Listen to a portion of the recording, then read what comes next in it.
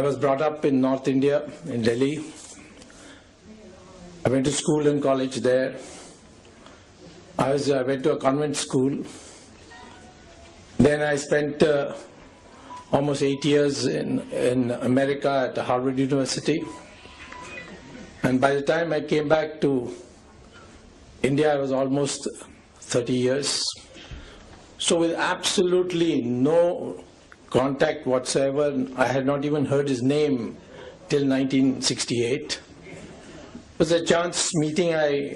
The students of the university who were in my class had invited me to the dormitory. And one of them was an Indian. And he asked me whether I would come to his room before going to the function. So I went to his room. On the television was a photograph where I saw a beaming face, and I said, "Who is he?" He said, "He's the Shankaracharya of Kanchi." But nothing more happened, but that image etched in my mind for some reason. And the next time I saw Paramacharya's vision, I can say, his picture, was when I was coming in during the emergency from the United States to make a daring entry into Parliament and then disappear again if I could. And at that time I was a proclaimed offender. My name had been sent to the Interpol for a watch-out notice. There was a reward on my head.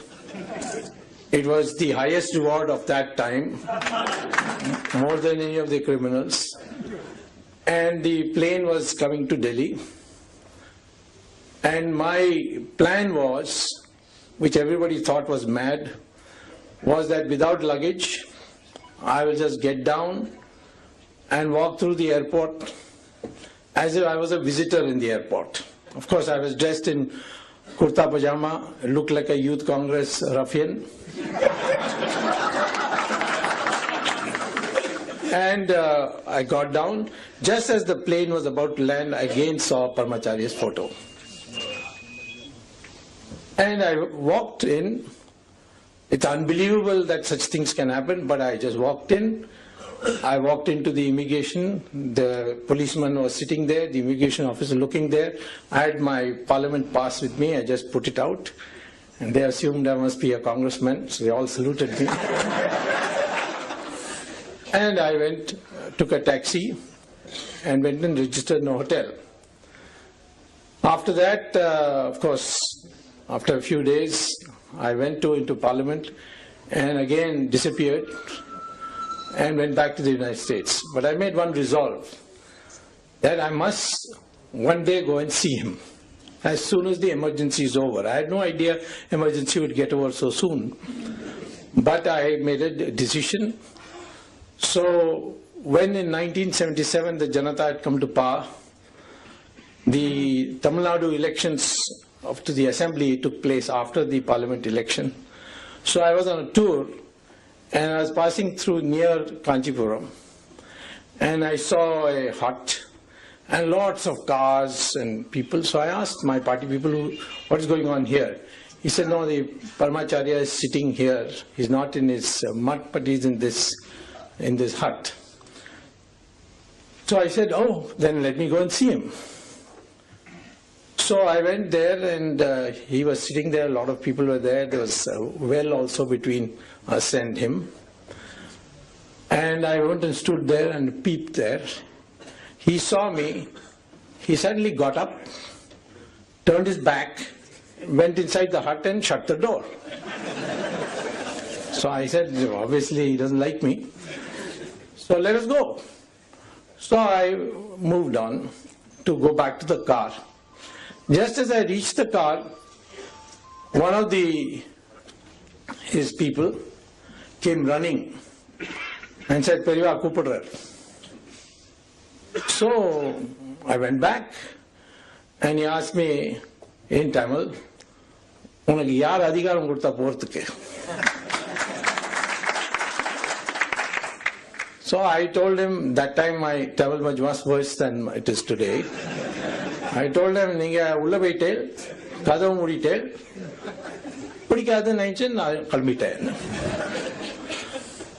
He said, "No, appadi illa, idu paakradhu idu thedradhukka ponen, he took out a paper cutting. It was from a magazine called Dinamani Kadir. It was in Tamil. He said, "Can you Tamil padikka theriyuma?" I said, "Yeah, I can enough." So I read it, there was a photograph of me, and there was a question, "Subramanian Swamy Tamilanar." So he's given a reply, the editor, that Ama Sholavandan Node, Nindwandar. So he asked me, "Nidane adu?" I said, "Ipo pola." So I went away. Then after a month, almost the campaign was finishing, I was again passed by. He was in the same place.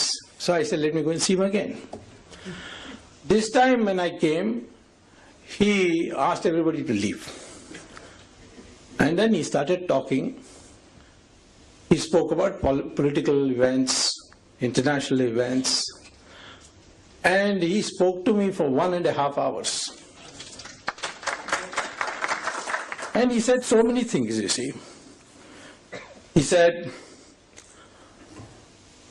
"Will you be a minister?" Because I had not become a minister, and I was very unhappy I was not a minister. I was the leading campaigner against the emergency and the Janata government because of personal animosities of some people. I was blocked from becoming a minister.